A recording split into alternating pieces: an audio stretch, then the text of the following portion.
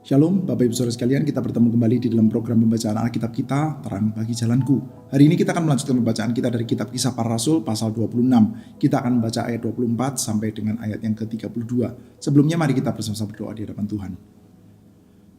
Bapa di dalam surga, kami saat ini berdoa meminta pertolongan-Mu. Kiranya Tuhan di dalam belas kasihan-Mu yang besar boleh beserta dengan kami. Pimpinlah kami Tuhan di dalam segala kesederhanaan kami untuk kami boleh membaca bagian-bagian kitab suci kami. Kami ini pun juga boleh kehidupannya dibentuk, dikonstruksikan berdasarkan pembacaan kitab suci yang sehat oleh tuntunan kuasa Roh Kudus. Terima kasih Bapa. Dalam nama Tuhan Yesus kami bersyukur. Amin. Sementara Paulus mengemukakan semuanya itu untuk membela dirinya, berkatalah Festus dengan suara keras, "Engkau gila Paulus, pengetahuanmu yang banyak itu membuat engkau gila." Paulus menjawab, "Aku tidak gila, Festus yang mulia. Sebaliknya, aku mengatakan kebenaran dengan pikiran sehat. Raja juga tahu tentang hal-hal ini. Sebab itu aku berani berbicara terus terang kepadanya. Aku yakin bahwa tidak ada suatu pun dari semuanya ini yang belum diketahuinya. Karena hal ini tidak dapat terjadi di tempat yang terpencil. Percayakah engkau, Raja Agripa, kepada para nabi? Aku tahu bahwa engkau percaya kepada mereka." Jawab Agripa, "Hampir-hampir saja kau yakinan aku untuk menjadi orang Kristen." Kata Paulus, "Aku mau berdoa kepada Allah supaya cepat atau lambat, bukan hanya engkau saja, tetapi semua orang lain yang hadir di sini dan yang mendengarkan perkataanku menjadi sama seperti aku, kecuali belenggu-belenggu ini." Lalu bangkitlah raja dan gubernur serta Bernike dan semua orang yang duduk bersama dengan mereka. Sementara mereka keluar, orang berkata seorang kepada yang lain, "Orang ini tidak melakukan sesuatu yang setimpal dengan hukuman mati atau hukuman penjara." Kata Agripa kepada Festus, "Orang ini sebenarnya sudah dapat dibebaskan sekiranya ia tidak naik banding kepada Kaisar." Sampai di sini pembacaan Alkitab kita. Rekan-rekan sekalian, di dalam bagian kita baca ini kita mendapati Festus telah mendengarkan satu buah pemaparan dari Paulus. Paulus sudah memberikan satu buah pemaparan dari insider view. Maka sekarang Festus akan bisa melihat dengan lebih clear sebetulnya kekristenan itu apa. Sebetulnya apa yang sedang terjadi selama ini. Selama ini yang dilihat oleh Festus adalah hanya dia sebagai orang luar. Dia melihat ada ribut-ribut lah. Pokoknya urusan agamanya orang Yahudi itulah. Pokoknya ribut-ribut saja. Sekarang dia sudah mendapatkan satu buah pemaparan yang begitu jelas dan begitu runut, sudah full blown, bisa dikatakan begitu ya. Kali ini Paulus mendapatkan satu buah kesempatan untuk berbicara dengan lengkap, sudah sampai di penghujung tanpa harus diinterupsi, tanpa harus dipotong oleh karena terjadi kerusuhan dan lain sebagainya. Seperti dalam bagian sebelumnya, sudah ketika dia mengatakan bahwa saya dipanggil Tuhan untuk memberitakan Injil kepada orang-orang Gentiles, maka terjadi keributan, sudah. Kali ini tidak, sudah. Dia bisa menyelesaikan sampai selesai, sudah. Festus, sudah, sebagai seorang pejabat Romawi, sudah, yang tentu saja dia terdidik di dalam pendidikan Romawi, pendidikan yang biasa diterima oleh orang-orang yang berbahasa Latin, sudah, filsafat Yunani dan lain sebagainya. Dia bisa mendengarkan dengan baik, sudah, runutan argumen yang disajikan oleh Paulus, sudah. Dan sekarang, sudah, dia mengutarakan satu buah kalimat, yaitu bahwa Paulus itu gila. Kenapa demikian, sudah? Sudah pernah bertemu nggak dengan satu buah lomba debat? Jadi biasanya lomba debat itu adalah pihak A sama pihak B, mereka dikasih satu buah topik lalu mereka disuruh memperdebatkan. Misalkan pihak A itu akan pro terhadap sesuatu, pihak B itu adalah kontra terhadap sesuatu. Lalu mereka akan menyusun argumen, kurang lebih seperti itu, sudah. Jadi urusan utama di dalam lomba debat itu adalah bagaimana Anda menjadi pendebat yang lebih baik. Bukan bagaimana Anda itu menegakkan kebenaran. Bukan, sudah. Anda disuruh defend saja posisi Anda. Posisinya dikasih, sudah. Anda punya posisi A, kamu punya posisi B, silakan perdebatkan, sudah. Jadi yang menang dari lomba debat itu adalah mereka yang paling bisa menyusun argumen yang paling runut, paling baik, paling tidak bisa dibantah. Ini adalah urusan kelihayan, bukan urusan kebenaran. Dan hal itu, sudah, adalah hal yang sangat-sangat terpakai di dalam dunia orang-orang Romawi, sudah, orang-orang pagan ya. Apakah mereka punya orang-orang pintar? Punya. Apakah mereka punya para filsuf? Punya juga, sudah. Mereka punya defender mereka punya sastrawan mereka yang bisa menulis dengan argumen yang sangat baik untuk akhirnya mendukung rezim, sudah. Jadi urusan benar dan salah bukan masalah yang paling utama, sudah, di dalam retorika, sudah. Dan sekarang, sudah, Festus melihat Paulus, ya kurang lebih seperti itulah. Paulus ini kalau didengarkan argumennya runut sekali, cari lubangnya susah sekali. Tetapi ya ini adalah hal yang dia bukan nggak pernah tahu, sudah. Ya ini dia tahu ya ini adalah spesies khusus lah Paulus, dia sangat hebat di dalam dia melakukan pembelaan dirinya, argumennya semuanya sangat hebat. Tetapi biasanya hal ini ya sepengetahuannya Festus yang dilakukan oleh orang-orang yang memang mau membela satu buah posisi saja. Kadang-kadang argumentasinya itu bisa sangat akrobatik tapi tidak bisa dilawan. Kalau Anda itu melihat pertandingan bela diri, sudah, atau MMA, kadang-kadang ada orang tertentu yang memang begitu hebatnya sampai-sampai bisa tubuhnya itu mengeluarkan gerakan-gerakan yang kita tidak terbayang, sudah. Kalau Anda itu pecinta MMA, sudah, Anda tentu tahu Demetrius Johnson misalkan, sudah. Dia bisa melakukan gerakan-gerakan yang kita pikir, wow, Orang ini, orang BJJ, orang gulat, orang kickboxing, orang Muay Thai, susah loh melakukan gerakan seperti ini. Tapi dia bisa aja itu, tiba-tiba saja melakukan gerakan seperti ini, dia melakukan gerakan seperti ini. Orang-orang seperti kayak Tony Ferguson, sudah ada juga gerakan-gerakannya yang sangat aneh, sudah. Tapi ya efektif juga, sudah. Jadi mau disebut sebagai ini gerakan apa sesuai dengan pakem, urusan benar salah itu bukan urusan utama, sudah. Tapi ya dia akrobatik banget sampai-sampai ya susah untuk dilawan, sudah. Tapi apakah dia itu benar? Ya bukan urusan utama kebenaran, sudah. Itu yang ada di dalam dunianya Festus. Maka dia berkata kepada Paulus, Paulus, kamu itu gila. Kamu itu gila. Argumenmu terlalu akrobatik. Memang sangat susah untuk dilihat lubangnya. Tapi ya ini ucapan orang gila saja yang mau defend dirinya sendiri. Tetapi sudah, Paulus mengatakan sudah, ini bukan urusan retorika loh. Ini bukan urusan silat lidah. Saya sedang menyatakan kebenaran. Dan sekarang tanya saja sama Agripa. Agripa mengerti itu. Raja mengerti. Raja itu berinteraksi dengan orang-orang Yahudi jauh lebih banyak daripada Festus ya, dan berinteraksi dengan orang Yahudi jauh lebih mendalam. By the way, Agripa yang kedua ini sudah adalah Agripa yang punya kebijakan politik tidak sekeras ya Herodes Agung atau Antipas sudah, atau Agripa yang pertama. Enggak, sudah. Ini adalah Herodes yang ya kalau bisa itu pegang kanan pegang kiri lah ya. Dia menyenangkan hatinya orang Yahudi, tapi dia juga menyenangkan hatinya orang Romawi ya, kalau bisa seperti itu. Langkah-langkahnya itu memberi dirinya dia sendiri untuk bisa melihat dengan lebih jernih ya urusan-urusan orang Yahudi itu apa. Dan sekarang Paulus mengatakan, Agripa, kamu tahu ini. Engkau tahu bahwa aku sedang menyatakan kebenaran. Paulus bukan sedang bersilat lidah, bukan sedang melakukan akrobatik argumen sehingga akhirnya itu dia tidak bisa dibantah.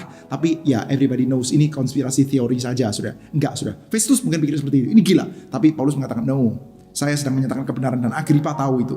Dan sekarang sudah Agripa sekali lagi sudah justru ditantang. Kamu percaya kita para nabi? Sebelumnya sudah ditunjukkan sesuai dengan hukum Musa, sesuai dengan kitab para nabi, sesuai dengan kitab-kitab Musa, sesuai dengan nubuatan-nubuatan dalam perjanjian lama, bahwa apa yang dipercaya oleh Paulus sepenuhnya inline. Paulus ini tidak, ya pertemuan sebelumnya kita sudah melihat, Paulus itu tidak dalam tanda kutip bertobat dari agama Yudaisme menjadi agama Kristen. Seorang Kristen adalah satu buah agama baru, tidak, sudah. Tapi sudah, Paulus itu bertobat, yaitu bahwa dia itu melihat Yudaisme sekarang di dalam cara baru yang lebih fresh, di dalam sudut pandang yang baru, yaitu di dalam Yesus Kristus yang mati dan bangkit. Ini adalah Yudaisme yang sama, atau sudah boleh disebut juga ini adalah Kristianitas yang sama. Yudaisme adalah Kristen, atau Kristen adalah Yudaisme. Itu sebetulnya idem, saudara ya. Kristen adalah Yudaisme, Yudaisme adalah Kristen. Harusnya itu sama, saudara. Nah, orang yang percaya dalam Yudaisme, yang percaya betul-betul sesuai dengan apa yang mereka nantikan dalam kitab suci mereka, itu mereka akan percaya penggenapannya dalam Yesus Kristus, saudara. Dan Paulus sudah memaparkan itu di hadapan Agripa. Kamu percaya kita para nabi? Kamu percaya ucapan mereka? Maka sekarang yang dipaparkan adalah seperti ini. Kamu juga tahu kok, Agripa. Begitu, saudara. Nah, maka sudah setelah itu sudah Agripa menjawab, sudah. Satu buah jawaban yang unik ya, sudah. Jawaban ini kita terima ya di dalam bentuk tulisan ya. Kemungkinan ya pada waktu itu ya Agripa itu sebetulnya ya dia sedang coba untuk escape saja, dia coba untuk meloloskan diri saja. Paulus tunggu dulu. Argumenmu seperti ini, saya hampir aja jadi Kristen loh gara-gara seperti ini. Jadi maumu gimana? Kamu ngomong sampai selengkap itu supaya saya jadi Kristen sekalian gitu. Come on lah. Kurang lebih seperti itu, sudah. Tetapi sudah, Paulus ya tidak back off dengan semacam kayak gertakan seperti itu ya. Kamu mau menjelaskan sampai seperti ini ya. Ini sebetulnya kita itu lagi butuh cuman tahu saja dakwaan yang mestinya saya kasih itu apa sebelum saya itu bawa kamu kepada kaisar. Kami itu cuma butuh dakwaan aja. Kamu menjelaskan panjang lebar seperti ini. Kamu maunya apa? Mau saya jadi Kristen begitu, sudah.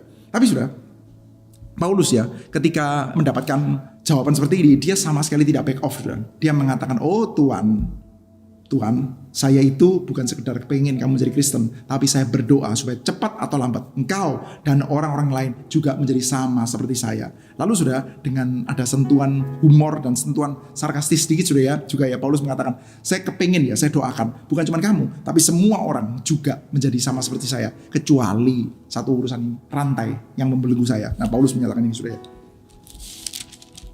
Aku mau berdoa kepada Allah supaya cepat atau lambat bukan hanya engkau saja, tetapi semua orang lain yang hadir di sini dan juga yang mendengarkan perkataanku menjadi sama seperti aku, kecuali belenggu-belenggu ini.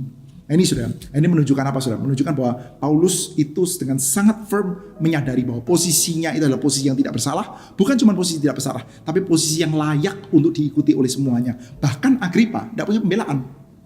Agripa nggak punya pembelaan, dan Agripa tidak harus sih melakukan pembelaan sebetulnya ya. Tetapi tujuannya adalah Agripa, Festus sedang melakukan hearing, mau mendengarkan Paulus itu ngomong apa supaya dia itu punya dakwaan. Jadi dalam keadaan seperti ini sudah, Agripa itu dia juga tidak mau jadi Kristen juga lah dalam posisinya aja seperti dia ya. Dia juga tetap butuh konstituen orang-orang Yahudi yang tidak suka sama Paulus. Ya mirip lah posisinya antara Agripa dengan Festus tuh agak mirip lah. Cuman yang satu itu betul-betul jurisdiksinya adalah di antara orang-orang Yahudi lah ya begitu sudah. Tapi posisinya kurang lebih mirip sudah, oportunis lah. Keadaan seperti apa yang bisa menguntungkan, tetapi sebagai seorang Agripa sudah, dia akan jauh lebih mengerti, jauh lebih menyadari tantangan yang disajikan oleh Paulus, yaitu bahwa apa yang dia sajikan itu benar loh, seturut dengan apa yang dinyatakan oleh kitab para nabi. Dan sekarang kalau kamu percaya kepada kitab para nabi, maka sebenarnya kamu juga percaya kepada Yesus Kristus ini. Dan sekarang Agripa mengatakan kurang lebih, ini kamu ngomong seperti ini ya, saya cuma butuh dakwaannya tuliskan apa. Kamu ngomong panjang-panjang ini maksudmu supaya saya jadi Kristen begitu. Sudah kalau normalnya orang di dalam sopan santun peradilan sudah akan mengatakan, lah ya bukan begitulah maksud saya Tuhan. Engkau kan butuh untuk dakwaan. Saya harus memberikan penjelasan yang lengkap dong. Dan dalam penjelasan yang lengkap ini ya seperti ini. Posisi saya itu posisi yang tidak bersalah. Nah ini tolong dicatatkan ya penjelasan yang lengkap seperti ini. Enggak lah, saya itu tidak memaksakan Anda untuk pindah agama lah. Enggak lah, saya kan tidak bisa melaksanakan kehendak. Normalnya kan seperti itu sudah jawabannya. Tapi Paulus sudah mungkin dia bisa jawab seperti ini sudah. Jawaban Paulus adalah sebaliknya sudah. Saya sudah berdoa.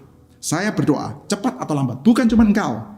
Bukan cuma kau, tapi seluruh orang di sini dan juga semua orang yang akan mendengarkan perkataanku, semuanya akan menjadi sama seperti aku. Kecuali satu hal, yaitu bahwa saya menerima ketidakadilan seperti ini. Ini ada belenggu. Nah maka sudah, case dismiss sudah, dibubarkan sudah. Setelah dibubarkan kita mendapatkan ya reaksi dari banyak orang. Nah ini penting sudah bagi kita sudah.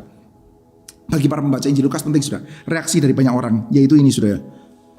Lalu bangkitlah raja dan gubernur serta Bernike dan semua orang yang duduk bersama dengan mereka. Sementara mereka keluar, mereka berkata seorang kepada yang lain, orang ini tidak melakukan sesuatu yang setimpal dengan hukuman mati atau hukuman penjara. Kata Agripa kepada Festus, orang ini sebenarnya sudah dapat dibebaskan sekiranya ia tidak naik banding kepada Kaisar. Sekarang sudah ada deklarasi dari penguasa. Festus sudah bingung, dia mesti memutuskan apa ya. Di satu sisi orang-orang Yahudi di Yerusalem menekan dia. Orang-orang Yahudi di Yerusalem itu sebetulnya juga nggak genuine sih, karena sebetulnya mereka itu kan awal muasalnya itu mau menekan gara-gara para pendatang dari Efesus. Sekarang para pendatangnya juga sudah tidak ada itu. Nah jadi ini sekarang case-nya sebetulnya sangat-sangat lemah. Dan Festus bingung ini sebetulnya mau memutuskan seperti apa. Agripa sudah memberikan masukan. Sebetulnya case-nya boleh ditutup. Ya. Orang ini sebetulnya dibebaskan, nggak ada kesalahannya. Dan orang banyak yang hadir pada waktu itu, kita boleh asumsikan sudah banyak orang Yahudi juga yang hadir sudah. Mereka semua menyaksikan juga, mereka ngomong satu dengan yang lain kok. Orang ini tidak bersalah. Tidak patut untuk dia itu dihukum atau bahkan dipenjara, itu nggak patut tuh. Orang ini tidak bersalah. Harusnya Paulus sudah boleh dilepaskan. Sampai sini sudah kita diajak untuk melihat bahwa kita tahu dengan jelas dia sampai saat ini masih ada dalam tahanan bukan karena dia bersalah, tapi karena apa? Nah ini sudah, karena dia mesti akan pergi ke Roma.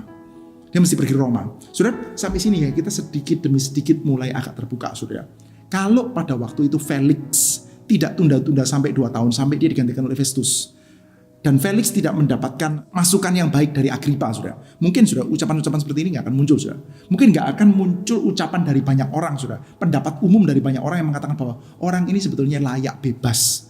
Tapi layak bebas kenapa nggak dibebaskan? Kita para membaca kitab Kisah Para Rasul mendapatkan penjelasan yang jelas, yaitu apa? Bahwa dia akan pergi ke Roma, tepat seperti yang dikatakan oleh Tuhan kepada Paulus. Kamu sudah menjadi saksiku di Yerusalem dan kamu akan aku pakai untuk menjadi saksiku juga sampai ke Roma, saudara. Maka sudah sampai di sini kita juga masih melihat saja sudah bahwa Injil Tuhan itu on track, sudah. Dan di dalam bagian ini Injil Tuhan yang on track akan sampai dibawa sampai ke Roma itu sudah adalah Injil yang tidak jinak, sudah.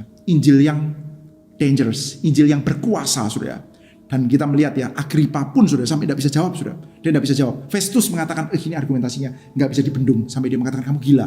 Agripa pun, kamu percaya para nabi? Saya tahu kamu percaya. Gitu ya. Dan dia tidak bisa jawab tuh.